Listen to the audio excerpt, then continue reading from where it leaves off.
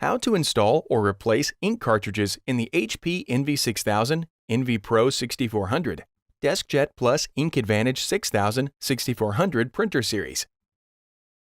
Install or replace ink cartridges when setting up your printer or when prompted by your printer software. When setting up your printer for the first time, a blinking light appears on the corner of the printer indicating where to lift the ink cartridge access door. Lift the access door. If replacing a cartridge, the printer indicates which cartridge to replace with an amber light. Remove the setup or replacement cartridges from their package, and on each cartridge, pull the orange tab to remove the protective tape. For the cartridge that needs to be installed or replaced, lift the corresponding lid in the printer. Insert the cartridge, and then close the lid. If necessary, repeat this process for the other cartridge, and then close the access door.